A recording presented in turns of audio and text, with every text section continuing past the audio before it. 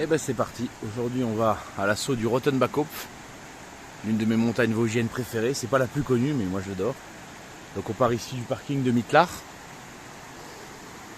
et on va suivre le chemin bleu, parce qu'il y en a deux, on peut prendre ici à droite et prendre par le chemin jaune ou alors le chemin bleu par l'autre côté. Aujourd'hui on va prendre le bleu, on fera l'autre la prochaine fois. Allez c'est parti. Plante que vous connaissez certainement, on en a souvent dans les jardins, elle pousse un peu partout, c'est la digitale. C'est aussi une plante très toxique. C'est un cardiotonique, c'est-à-dire qu'elle fait accélérer votre cœur. Puis le cœur il accélère jusqu'au moment où il finit par lâcher. Alors elle a quand même des usages médicamenteux, notamment pour ceux qui ont des insuffisances cardiaques. On l'a utilisé en laboratoire. Ah, bien sûr à ne pas utiliser, hein. Nous on est incapable de faire ça. Mais ça a quand même des usages et puis c'est très apprécié des insectes. C'est une plante qui est aussi magnifique, voilà, ornementale, mais à ne surtout pas manger. Voilà. Et là on a un magnifique chardon. Alors il y a plusieurs espèces de chardon, hein, mais sachez qu'ils sont tous comestibles. Alors bien sûr il faut s'emmerder à enlever les épines, vous voyez, et après on peut manger la tige. Alors sachant qu'il n'y a qu'un seul chardon qui est mortel, c'est le chardon aglu, mais il pousse qu'en Corse. Et il est facile à reconnaître parce qu'il n'a pas de tige, donc il pousse directement au sol, voilà, comme si c'était un oursin. Tous les autres chardons sont comestibles. Bon après il faut avoir envie de se faire chier à décortiquer le truc et tout, bon ça demande quand même un peu de boulot. Sinon c'est une plante qui est magnifique, qui attire beaucoup les bourdons. Et franchement j'adore. Ça je pense que c'est un cerfeuil. C'est très bon à manger. Vous voyez il y a des poils ici à la base. Alors ça c'est un terme très intéressant. Parce que la ciguë, la grande ciguë, la petite ciguë, la ciguë vireuse et le nante safrané, qui sont les 4 plantes mortelles de cette famille, n'ont pas de poils. Donc s'il n'y a pas de poils, danger. S'il y en a, c'est qu'on n'est pas sur une espèce mortelle. Par contre, il y a encore le cerfeuil des fous, qui lui a des poils et qui est toxique aussi, mais lui il a des petites taches bordeaux. Et là, on voit qu'elles y sont pas. Donc, on sait déjà qu'on n'est pas sur une plante mortelle. Après, dans la famille des apiacées, il y a tellement de variétés. Franchement, je ne les connais pas tous et des fois, je me plante. Je pense que c'est un cerfeuil, mais ça se trouve, c'est pas ça. Hein. Mais en tout cas, c'est sûr que c'est pas une plante mortelle, c'est déjà ça. Les mortels, il faut vraiment apprendre à les reconnaître. Parce que les plantes mortelles, ça veut dire qu'une seule bouchée, ça peut vous tuer. Donc, il n'y a pas d'erreur possible. Hop, allez, on poursuit notre route. C'est parti. Et on va voir le Rottenbachkopf qui va commencer à se dessiner, voilà. C'est cette petite montagne là-haut, 1316 mètres. On part de Mittelach, on est à peu près à 500. Alors il y a du dénivelé du coup, c'est sportif, mais c'est pas dur, il n'y a aucune difficulté technique. Regardez comme c'est beau là. Alors c'est comme une dent de pierre qui sort de la terre. J'adore cette montagne, c'est pas la plus connue mais je l'adore. Donc du coup, faites 700 mètres de dénivelé, c'est pas mal. On va longer le ruisseau, mais il n'y a pas de difficulté technique particulière. Voilà, un bon marcheur, il peut le faire. Il suffit de suivre le sentier à la Croix Bleue jusqu'au refuge. Et après, c'est le cercle rouge et vous arrivez tout en haut. Voilà. Allez, on poursuit. Et on va quitter ce grand chemin pour passer par les petits chemins bucoliques de montagne. Voilà, c'est le sentier à la Croix Bleue. Et on va remonter le long du ruisseau.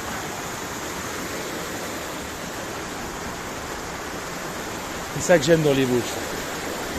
Beaucoup de torrents, beaucoup de ruisseaux, beaucoup de résineux, beaucoup de mousse. C'est vraiment une ambiance particulière. Allez, c'est parti.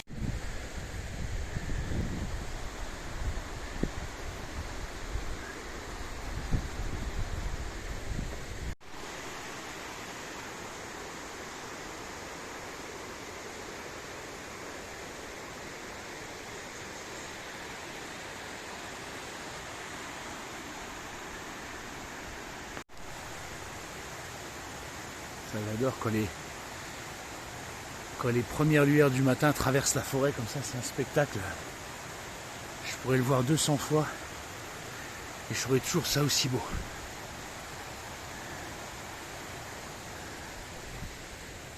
Un petit chemin bucolique.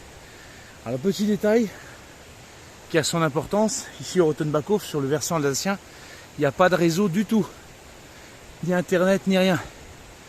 Donc si pour vous repérer, vous avez l'habitude d'utiliser vos applications sur le téléphone, eh ben vous êtes baisé, pardonnez-moi l'expression. Donc je vous conseille plutôt la carte IGN en papier. Ça au moins ça tombe jamais en panne. Après, bon, c'est pas très compliqué. Hein. Depuis le parking de Mittelard, vous prenez le chemin à la Croix-Bleue jusqu'au refuge. Au refuge, vous prenez le rond rouge plein et vous arrivez en haut. Donc c'est pas excessivement difficile à se repérer, même si on n'est pas un pro de l'orientation. Alors ce qui est bien, c'est que le Rottenbachhof, il est beaucoup moins connu que le Honeck, le Grand Ballon des Vosges ou le Donon.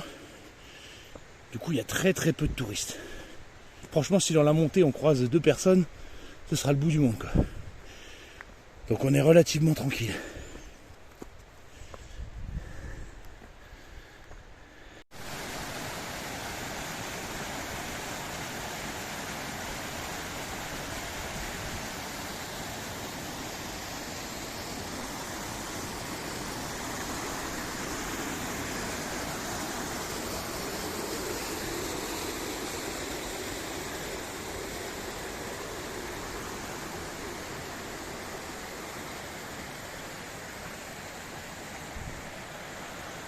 Autre chose de pratique, si vous voulez faire l'ascension, nous on prend le chemin qui est là, hein, qui est le chemin on va dire bucolique forestier le plus beau.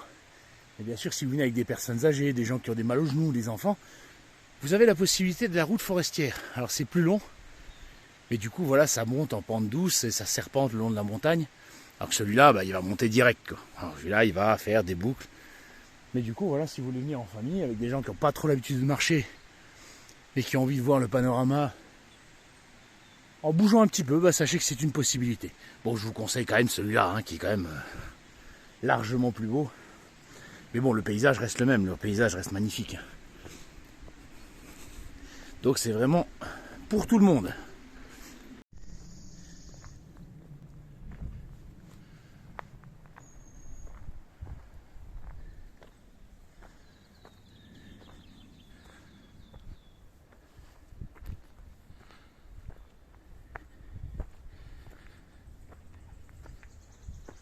On entend déjà les vaches. Donc là on peut les croiser, on est sur un terrain privé mais on a le droit de traverser tant qu'on reste sur les chemins. Et là regardez, c'est la crête du Ehrenberg avec le col du même nom. Là en hiver il y a des névés gigantesques là-bas, c'est très très beau. Bon là elles ont toutes fondu. Il en reste une, c'est le nid d'hirondelle, mais elle est un peu plus loin. C'est celle qu'ils font en dernier. On ira la voir à la fin de la balade. Et on va par là. Et on change de paysage, là on sort de la forêt. On arrive vers la ferme, petite chaume. Et après l'ascension finale, le Rottenbachhof il est là-bas, mais on ne peut pas le voir. Et là-bas c'est le Battrikhof qu'on ne voit pas non plus. Pour l'instant c'est encore caché. C'est un autre type de paysage. Très beau aussi. Quand vous venez ici l'hiver, il y a toujours beaucoup de neige. Mais vraiment on s'enfonce jusqu'à mi-cuisse, des grosses névées. Voilà, vous voyez, le sentier à la Croix-Bleue, il n'y a qu'à suivre.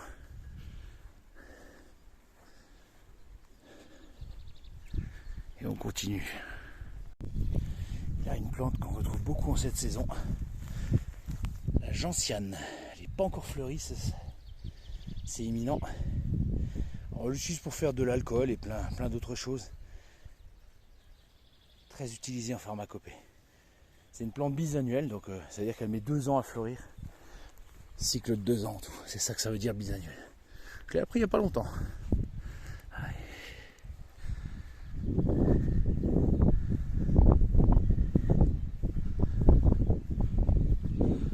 Ce serait top d'habiter ici. Au milieu des montagnes, ça c'est le paradis.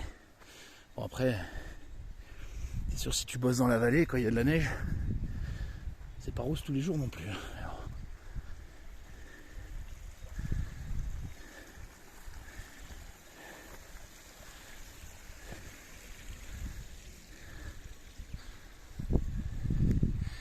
on voit le Battrikhof qui se dessine en arrière-plan.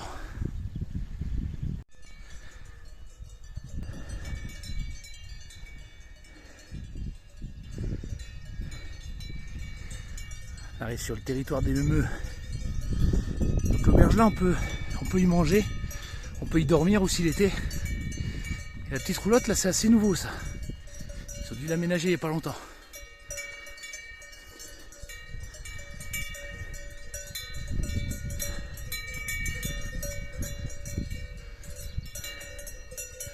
Faut pas les perturber par ma présence. On va aller doucement, on va essayer de ne pas les effrayer.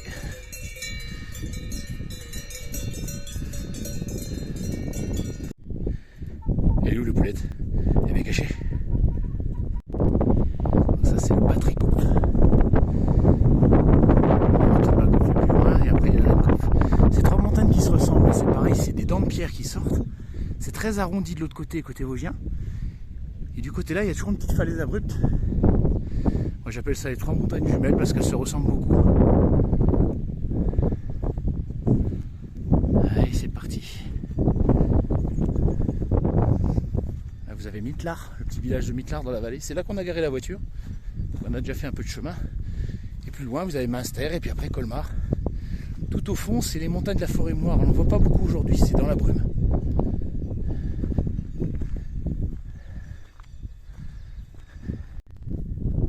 La dernière partie, direction le Rothenbachhof. Voilà cette belle dent de pierre majestueuse. L'ascension finale. Et on va avoir une vue absolument magnifique vue d'en haut. Là c'est le Rheinkopf et là c'est le Kastelberg. Le mec qui est derrière, mais pour l'instant on ne peut pas le voir. On verra tout à l'heure. Toujours un peu de vent ici. Dès qu'on arrive sur le sommet, en plein été, il y a toujours un vent frais.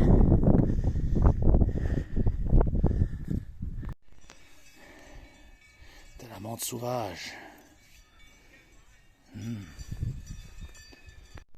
Là au milieu vous avez le col du Rothenbach avec le petit chemin qui passe. Ça c'est le chemin jaune. Là on est passé par le chemin bleu puis le chemin rouge, mais on peut pas faire l'ascension du Rothenbachhof par l'autre côté. Alors Rothenbach, Roten ça veut dire rouge je crois, et Bach c'est le ruisseau, c'est-à-dire le ruisseau rouge, le col du ruisseau rouge. Ce qui est bizarre parce qu'il n'y a pas de ruisseau. Et rouge encore moins. Pourquoi les anciens l'ont appelé comme ça, je sais pas. Ça fait peut-être 200-300 ans qu'on l'appelle comme ça, mais on sait pas pourquoi. Ah, je vais peut-être trouver un jour un vieux qui sait qui va m'expliquer. Un vieux de 200 ans.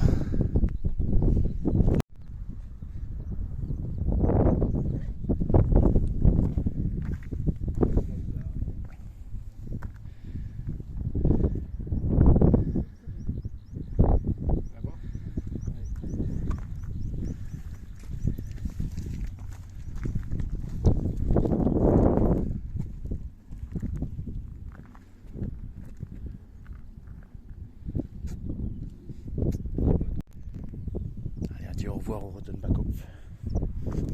Et on se dirige vers le Rheinkopf. Et entre le Rheinkopf et Kastelberg, il y a un lac qui s'appelle l'Altenweiler. Le vieil étang, je crois que ça veut dire en alsacien, je suis pas sûr.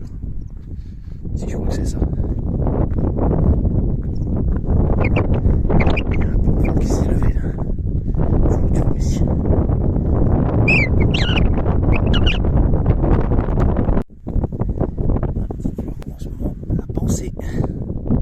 Très joli, facile à reconnaître parce que vous avez deux pétales vers l'arrière et trois vers l'avant.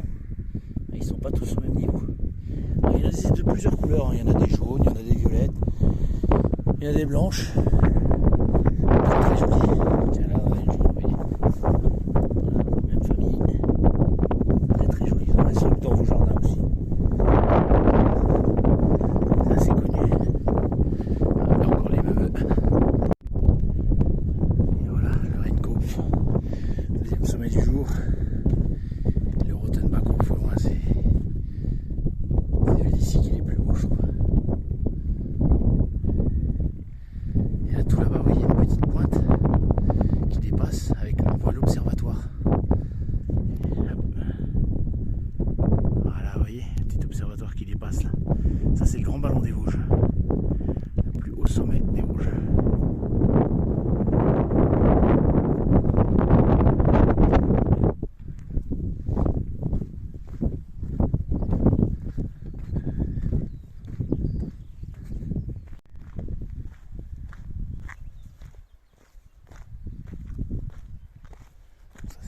l'Altenweier, le vieil étang. Et le Kastelberg, on ne va pas monter à son sommet, on va le contourner pour aller chercher la dernière névée derrière, le nid d'hirondelle.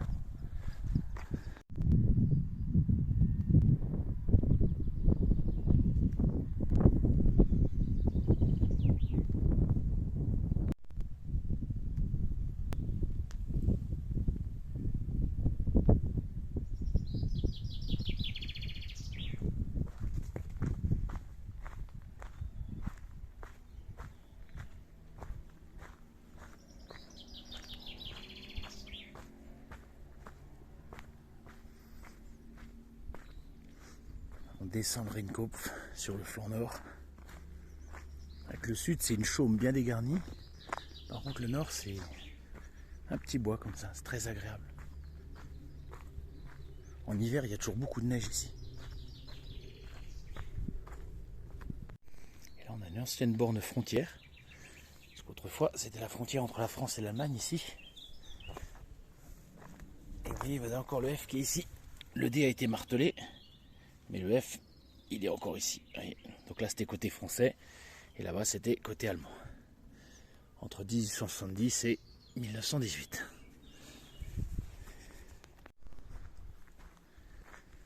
Et on retrouve le couvert forestier maintenant. Et on va se diriger vers le sentier des névés.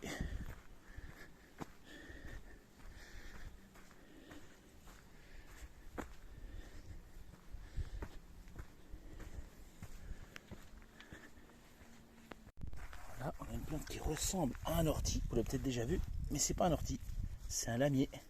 Et vous voyez, il pique pas. Une belle vue sur les 3 sommets. Le Rheinkopf, le Rothenbachkopf et le Battrikopf. Et après, c'est le col du Ehrenberg.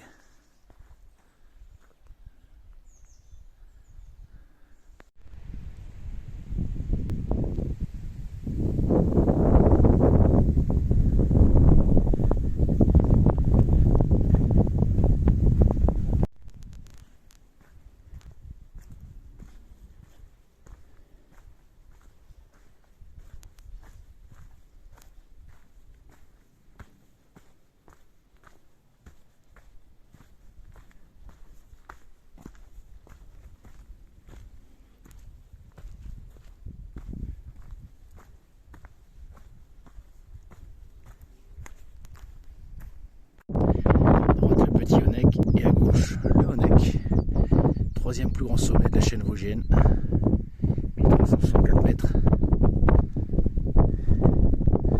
Et ensuite le sentier des névés. Vous voyez la barrière rocheuse ici, ça c'est les Spitzkopf. C'est une arête rocheuse très effilée. Très jolie.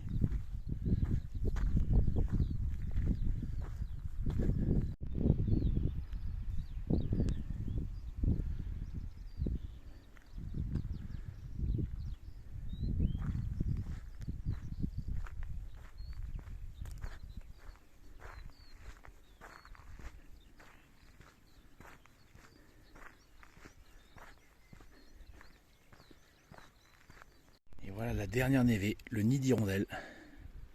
Il y a les Spitzkopf, petit, voilà, c'est ici. C'est la dernière névée, c'est celle qu'ils font en tout dernier. Alors quand on a des hivers peu neigeux et des étés précoces, on va dire fin mai, elle disparaît. Mais quand on a des printemps frais avec des chutes de neige tardives, ça peut rester longtemps. Moi je me rappelle une fois, un 14 juillet, elle était encore là. Il pleuvait, j'étais passé par ici. Il ne restait plus grand chose, hein, un peu comme ça. Là, elle doit faire quoi, peut-être 2,50 m de long sur 1 m de large. Là. Il ne doit plus rester grand chose. Et c'est celle qui tient le plus longtemps. Celle-là, elle a fondu, c'est-à-dire qu'il n'y a plus de neige dans les Vosges. C'est la toute dernière. Je me rappelle pour la petite anecdote, j'étais venu ici avec une amie. On avait planté la bière dans la neige pour qu'elle soit bien fraîche. On avait pris notre pique-nique ici sur les rochers. C'était un très bon souvenir. Et maintenant, on va jusqu'au col du Branchpel, près du Honeck.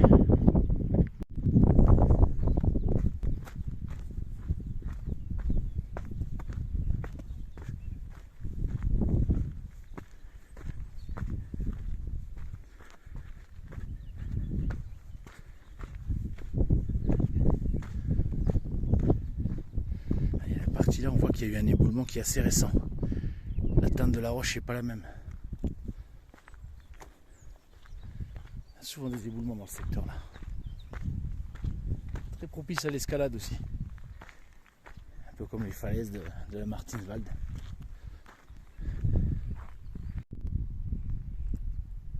Spitzkopf, il y a le petit lac de Fischbodle qui est en bas. Le petit lac des Vosges, mais on ne peut pas le voir d'ici. Il y a beaucoup de monde en haut.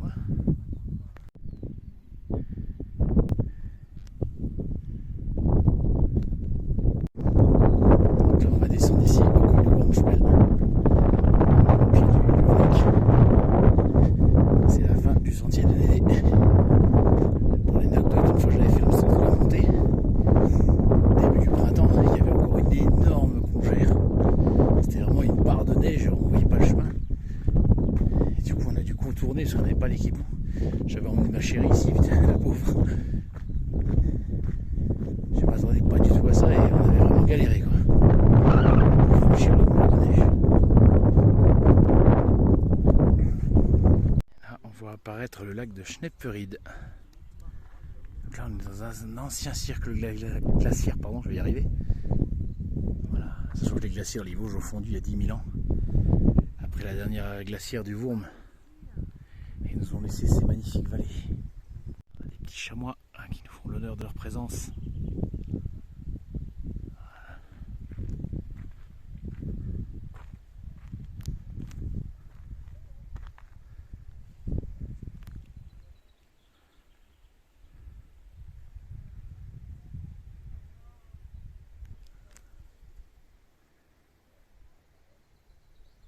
On les voit courir là.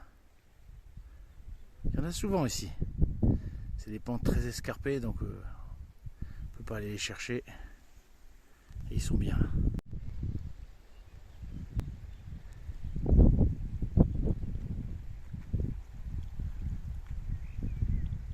Voilà, faut aller, on voit encore les chamois, ils sont juste sur l'arête là. Ils se reposent. Là il y en a plein encore là, regardez juste ici.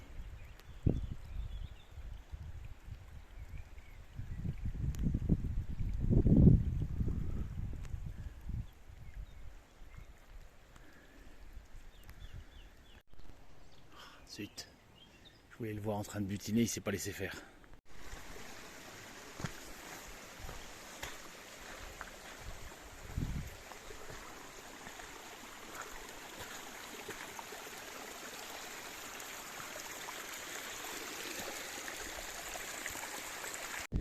Ça c'est une berce avec les petits poils. Voilà la tige. On voit il y a une rigole ici. Voilà, ça c'est important. Toutes les berces sont comestibles sauf la berce du Caucase qui est phytotoxique, c'est-à-dire que si vous en mettez sur la peau au contact du soleil, ça va vous faire des grosses cloques. Mais elle n'a pas cette rigole là, c'est à ça qu'on les reconnaît. Ça se mange comme de la rhubarbe, on mange la tige en général.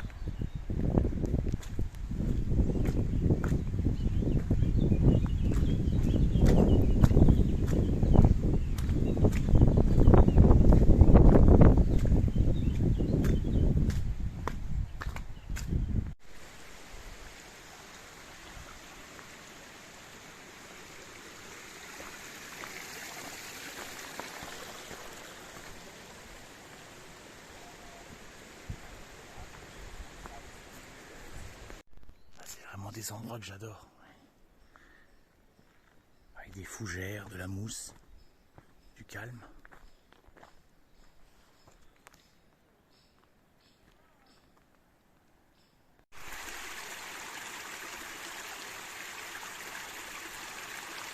Bon bah c'est pas grave, hein. Je voulais passer par là, mais passer sous les Spitzkopf. Il y a des éboulements, mais ça m'étonne pas, c'est celui que j'ai vu d'en haut. On a vu que la pierre n'avait pas la même couleur et que c'est assez récent.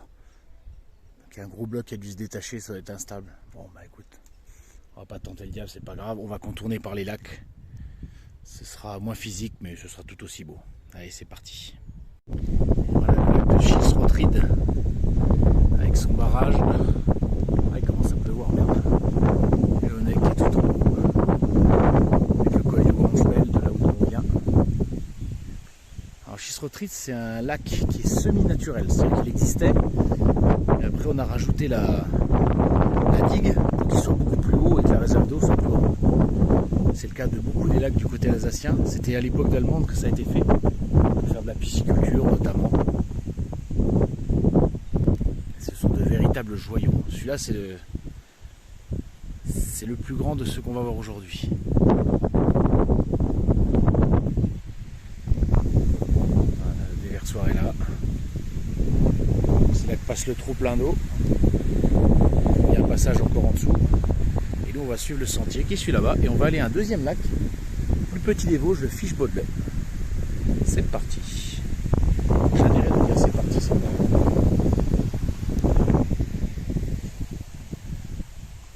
Des fois, on a la chance de voir quelques poissons, mais aujourd'hui, il n'y a rien.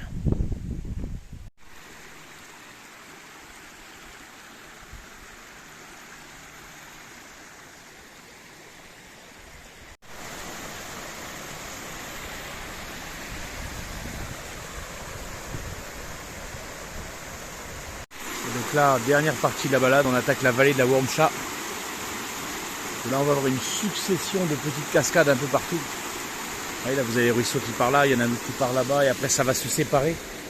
Il va y en avoir un peu partout avec des petits ponts qui enjambent et qui reviennent. C'est un endroit vraiment magnifique. Et on va l'explorer. En plus, c'est un peu calmé, tant mieux.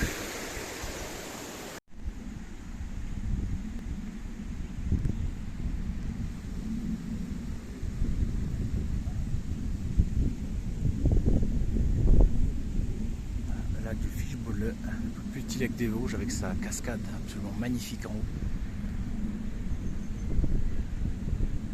Très difficile d'accès celle-là.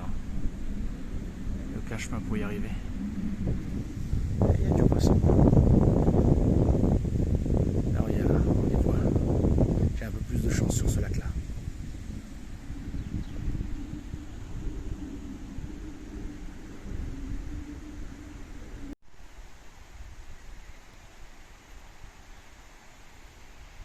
La pluie tombe sur le lac.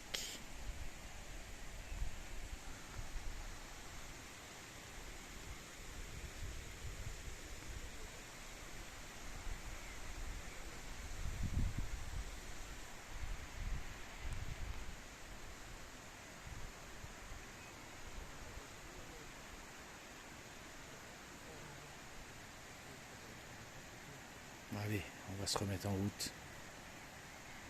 Et on va sortir le kawaii.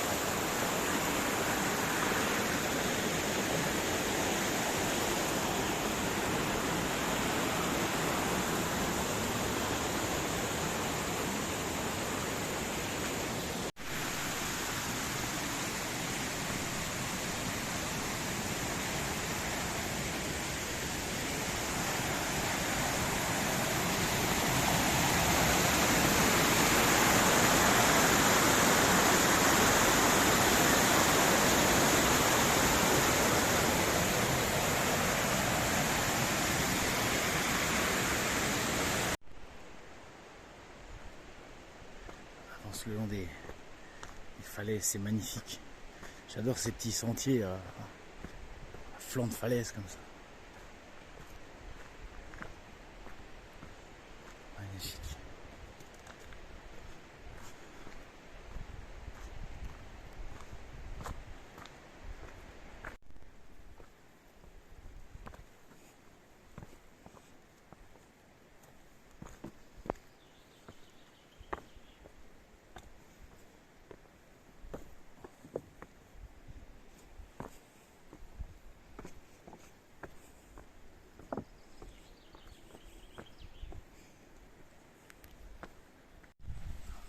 On arrive à la fin de la vallée de la Brancha, là. On est sorti des terrains difficiles, le sentier va devenir un peu plus simple.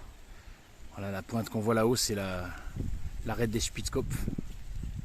Donc il y a 10 000 ans, c'est un glacier qui a créé cette vallée.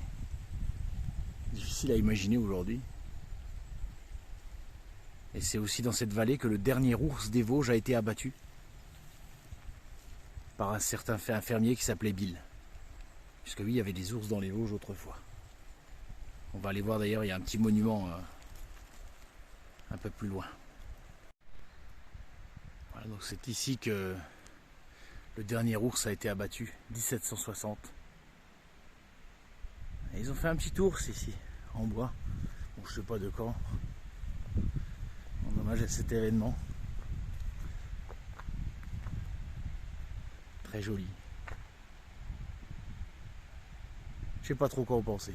C'est vrai que on utilise un petit peu la nature pour nos biens à nous. Voilà, on exploite la nature comme quelque chose à vendre. Mais c'est vrai que les animaux, les plantes qui s'y trouvent dessus, bah, c'est un peu secondaire et c'est un peu dommage.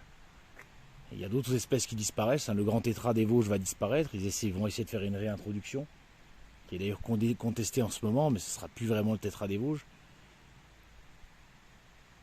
Je ne sais pas. Il faudra quand même qu'on essaie de préserver un peu mieux la nature, même s'il y a quand même des projets intéressants, ça reste pas suffisant. Voilà. Et ben, on va retourner à la voiture maintenant, dans ce beau village de Mittlar. Et on va finir la randonnée en passant par le sentier du chamois.